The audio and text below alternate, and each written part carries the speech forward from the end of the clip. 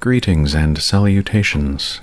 Today we return to the Tulgey Wood once more, following the account of our somewhat hapless apothecary. Previously, they had persuaded their guide to lead them into the deeper, more dangerous regions of the forest. As the record continues, we will see what this venture resulted in.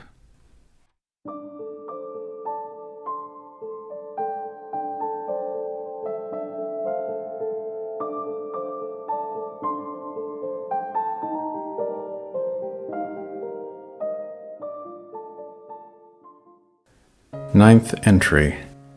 It would seem that the unique charm of the Tulgey Wood is growing on me. This is somewhat concerning. This morning I awoke without the usual sense of lingering unease. Part of this may be due to the high quality of my current lodgings. I should probably say our current lodgings, as Charlotte has graciously continued to serve as my guide. When I questioned her about further payment for such services, she was somewhat evasive.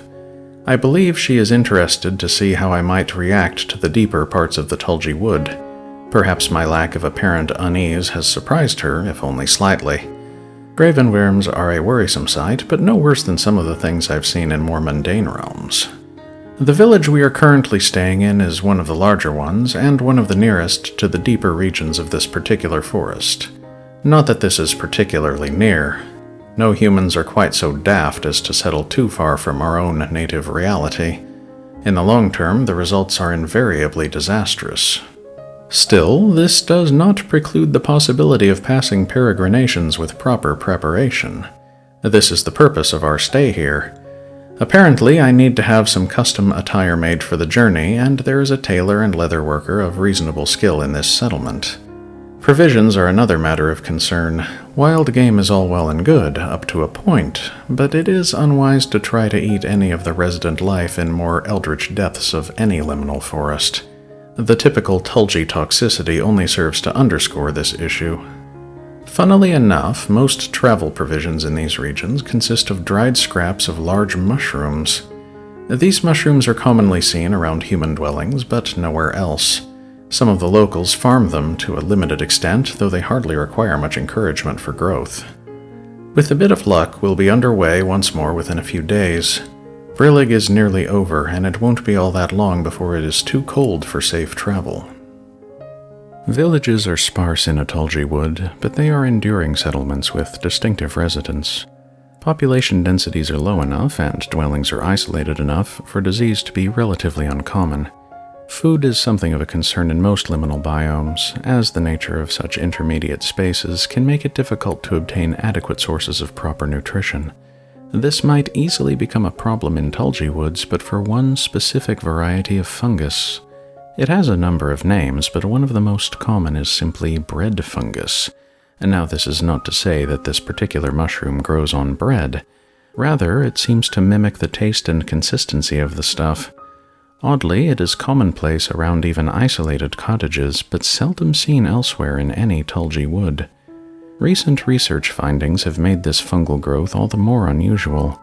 A nutritional analysis has shown it to contain an abundant supply of every essential nutrient for human physiology.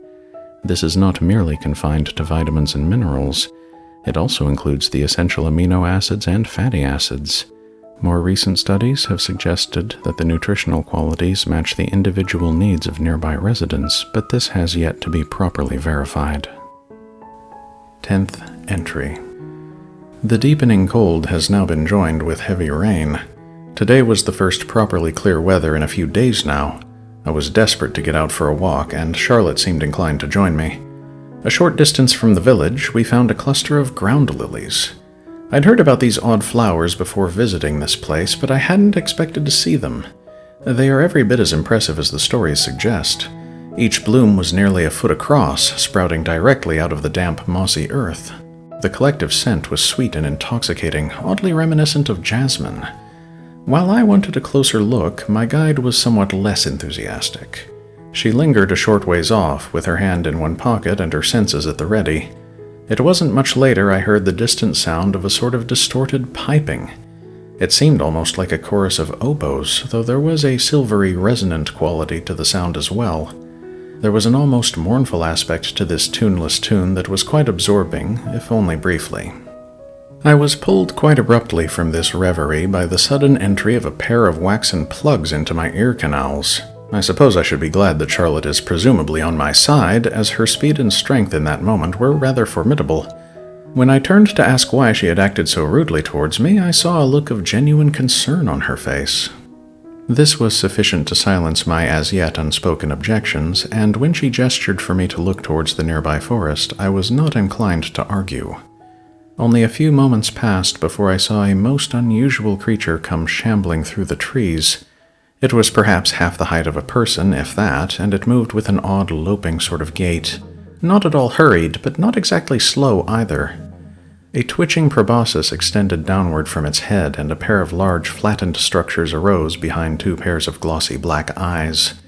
A couple of pale yellowed tusks descended from the elongated face, reaching perhaps halfway to the ground. There was a crest of fur down its back, leading into a large, bushy tail that waved about slowly as it walked. It looked like an unusual hybrid between an elephant and an anteater. Perhaps most unusual of all, its body was a lurid shade of almost fluorescent pink. Tulgey Woods are known for their bright colors, but something this shocking had to be venomous in some manner.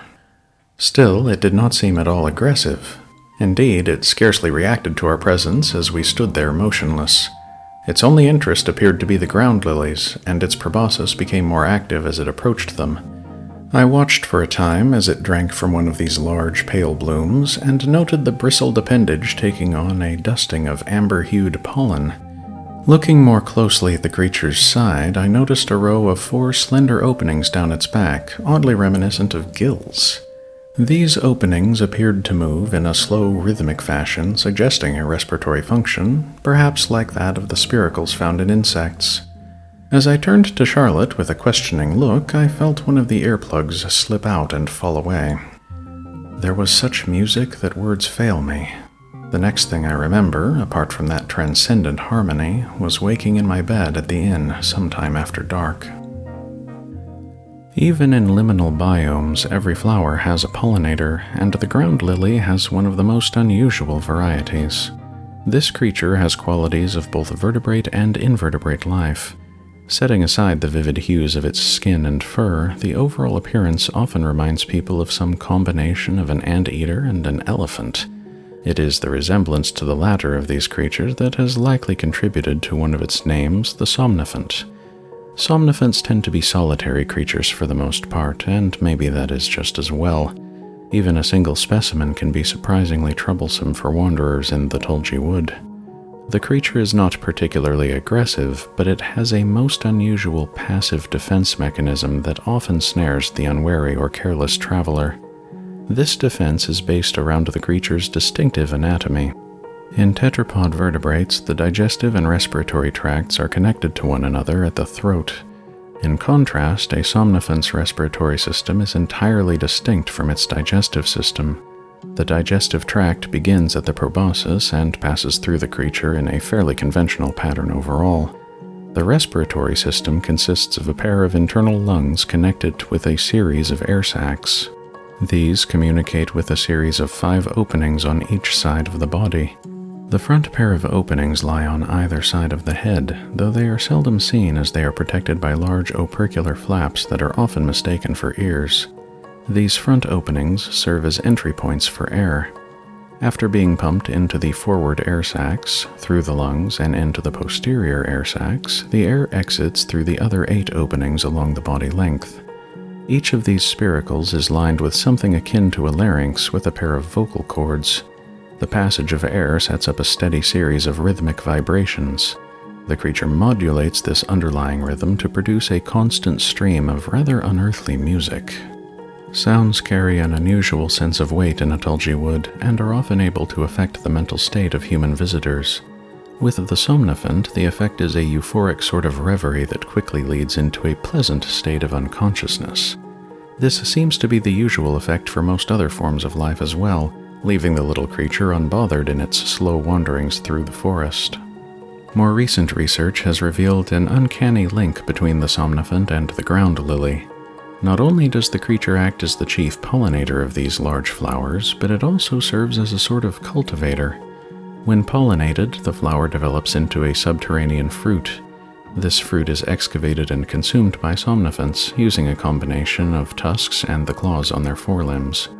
Apparently, there are some indications that these creatures dig small pits to bury the seeds in after they have passed through the digestive tract.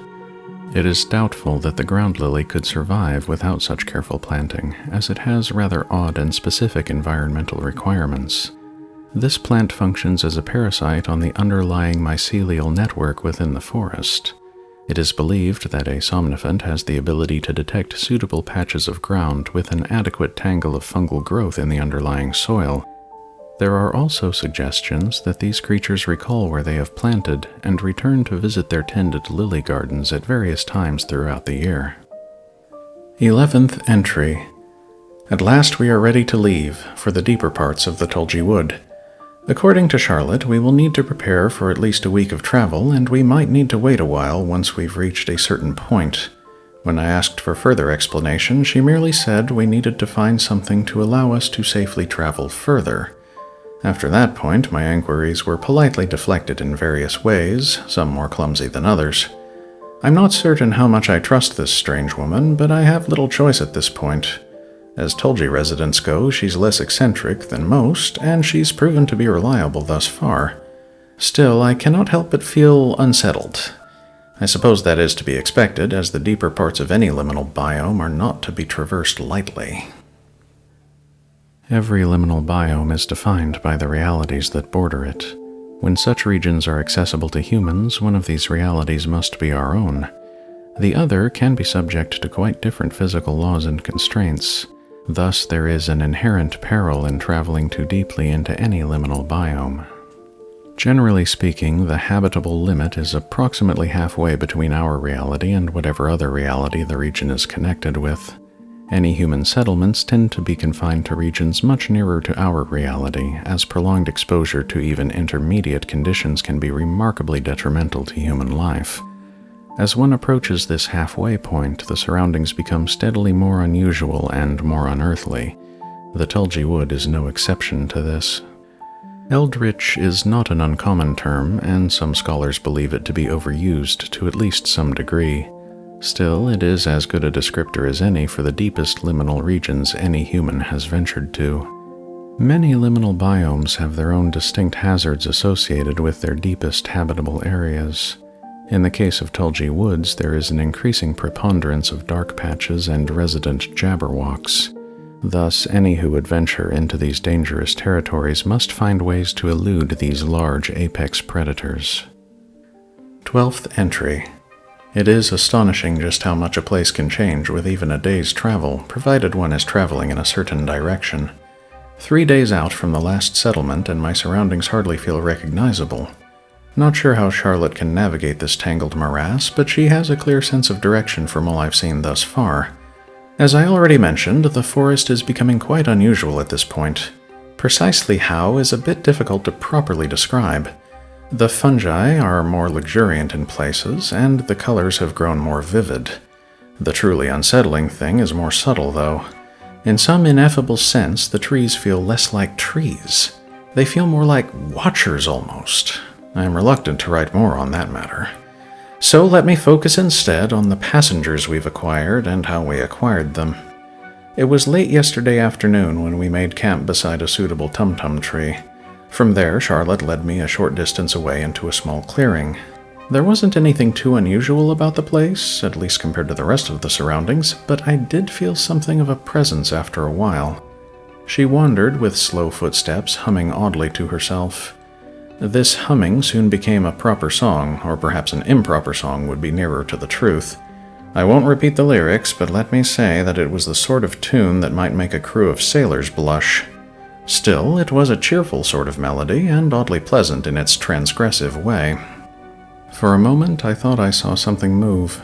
Then Charlotte abruptly stopped singing.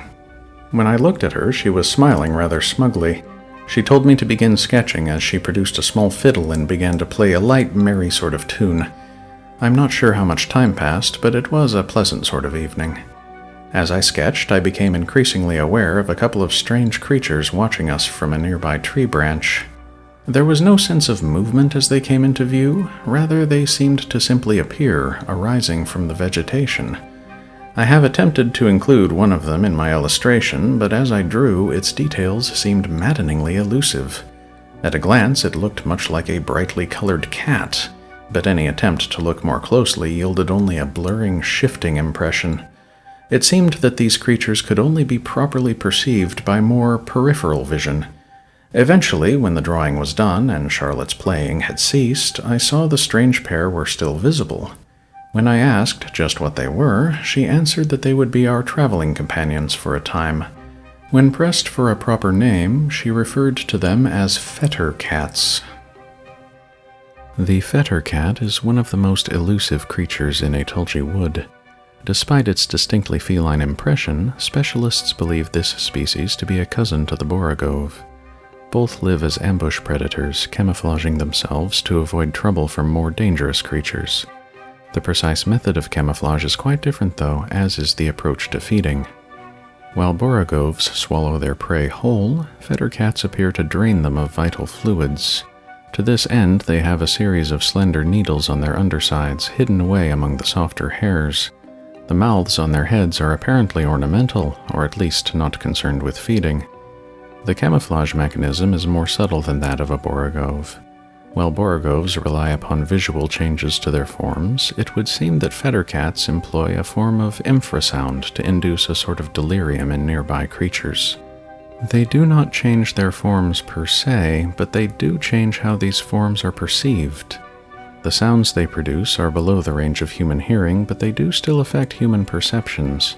These sounds may be modulated to give the impression that the Fetter Cat is nothing but another piece of vegetation.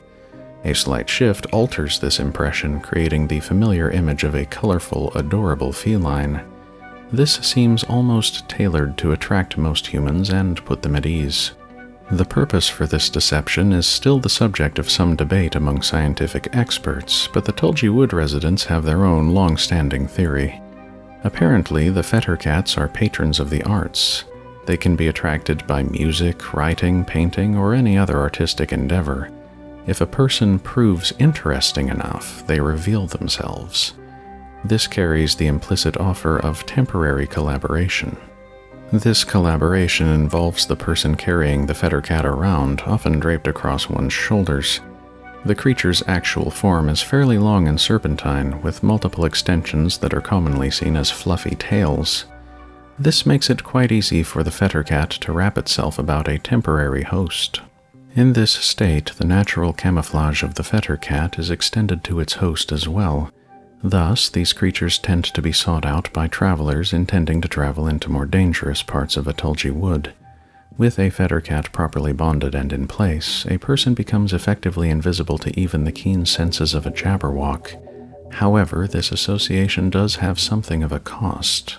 The feeding structures on the creature's underside are employed from time to time as it steals small sips of blood from its human companion. This generally goes unnoticed due to the anesthetic properties of its venom, but after a week or so there does tend to be a noticeable loss in vitality. There is also a steady dulling of the senses, though only slightly at first. Experts ascribe this to prolonged exposure to the venomous bites, however careful they might be. Tulgey Wood residents believe the Fetter Cat drinks a person's dreams along with their blood, siphoning their creativity and artistic talent. Apparently this is only a temporary loss, as such capacities return after the partnership is dissolved. Most are willing to pay this unusual toll to gain the superlative concealment of the creature. However, nobody with any amount of sense maintains this grim symbiosis any longer than necessary. Indeed, the Fetter Cat itself will abandon the host out of apparent boredom, well before it can do any permanent damage. 13th entry. We've traveled another couple of days now, and the forest is properly worrisome at this point. There is an increasing preponderance of dark patches. We walk between them as best we can, but it is growing more difficult to avoid such unpleasantness. This morning I heard an eerie call some distance off and felt dizzy for a passing moment. At first I wondered if it might be another Somniphant, but the tonal quality was altogether different. There was something far more wild and shrill in the noise. Charlotte abruptly moved to the nearest tree, flattening herself against it and directing me to do the same.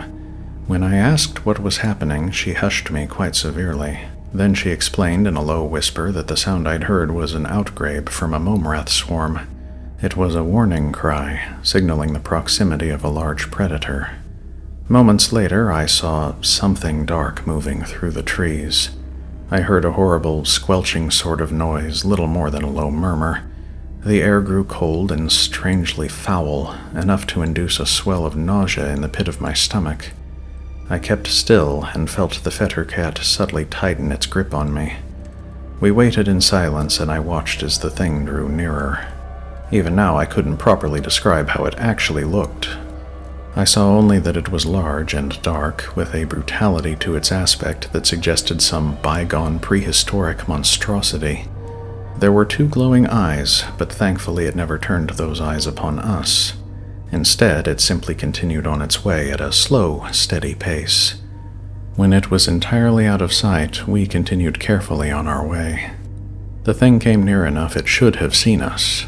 Thankfully, the concealing properties of the Fetter Cats are apparently not exaggerated. That being said, I'm not sure how I feel about this creature wrapped about me, since Charlotte explained the bargain we've entered into. Granted, I see the necessity clearly enough, but still, it is an unnerving thought. At least the strange passenger is pleasant enough, behaving in a positively cuddly manner. Every time I take the time to draw something of interest, I hear little trills of approval. Or rather, I feel them more than hearing them, as the thing has an odd sort of resonance about it. Further attempts to properly draw the creature have all resulted in blurred frustration. Indeed, the one bonded with Charlotte seemed thoroughly annoyed when it realized I was trying to capture its visage. Thankfully, not annoyed enough to abandon her, but certainly irritated enough to more or less hide behind her for a time. I haven't made a second attempt. As one proceeds deeper into a Tulgey Wood, one will inevitably encounter a higher density of regions that are commonly called dark patches. These are places where the bright coloration and verdant vegetation are replaced with decidedly more dour and somber surroundings. Shadows seem to cling to the air itself, wrapping the region in perpetual gloom. The reason for such phenomena is not currently understood, though there does seem to be an association between dark patches and jabberwocks. Some have theorized that the patches create jabberwocks, while others speculate these large predators create the patches as a sort of territory, or perhaps a den or nesting ground.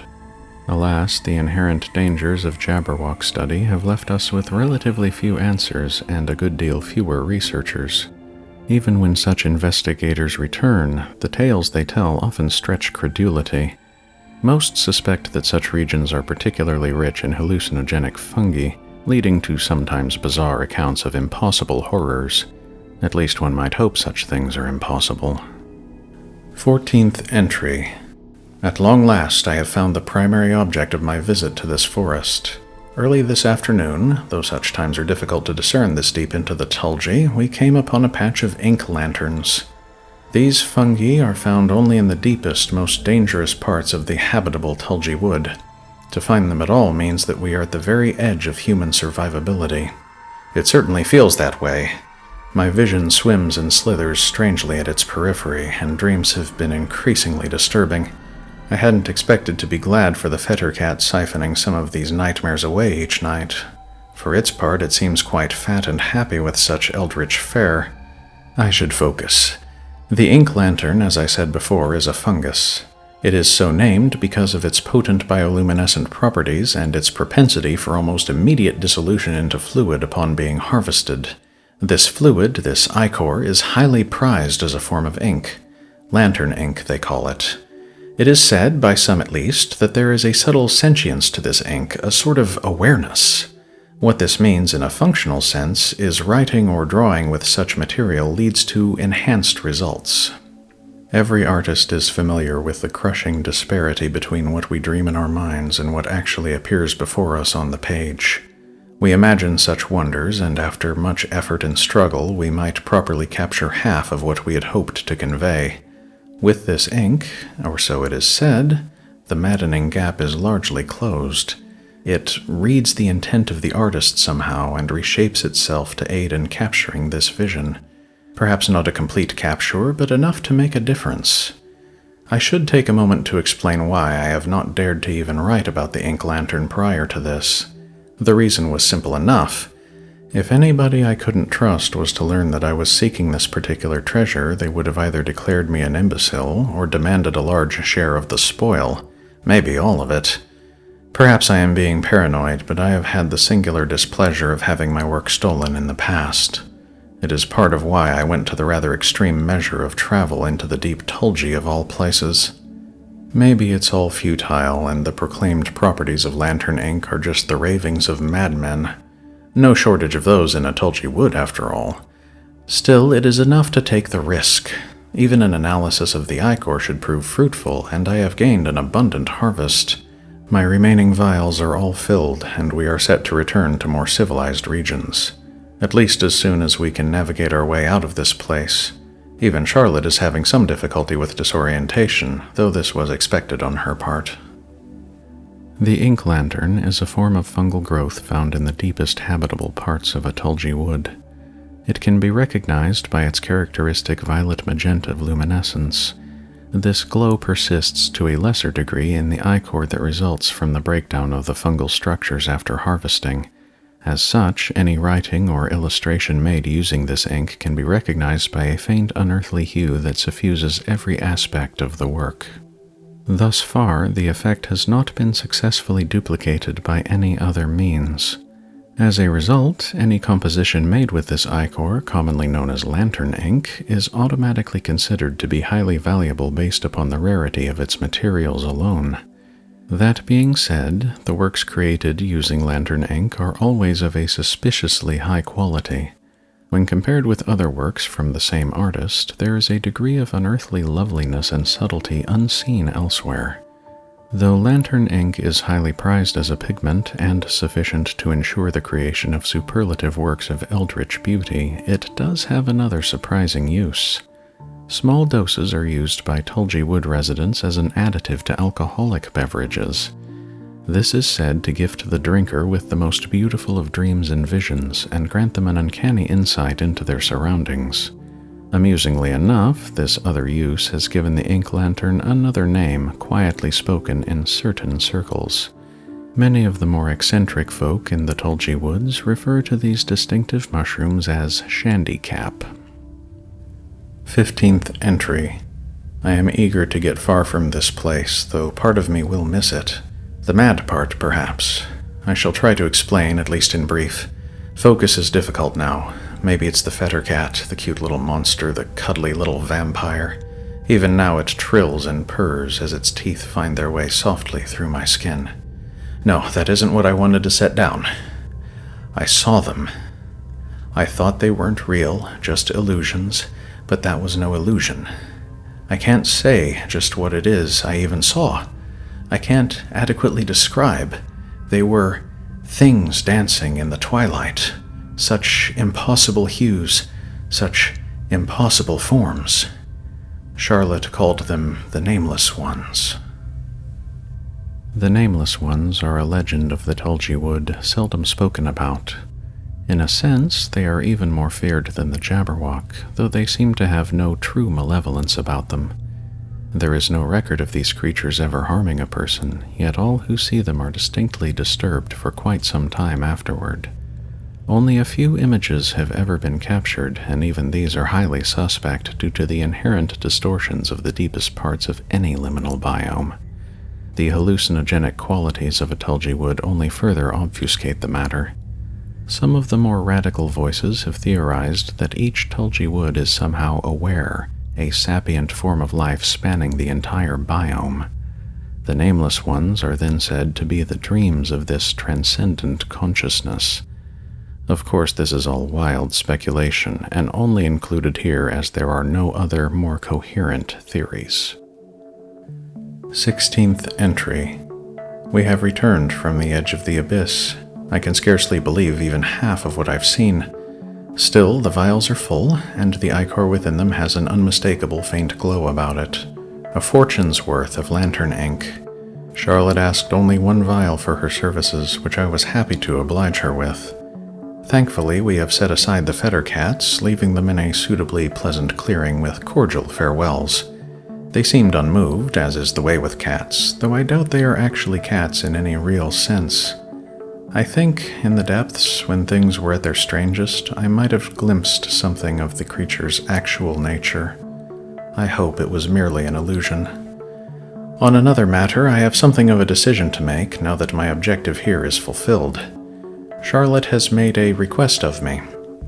After seeing how I managed in the deepest parts of the forest, she is apparently satisfied with my competence in a manner that is not entirely clear to me. Certainly I do not feel as though I have demonstrated any great competence, but I suppose this is beside the point.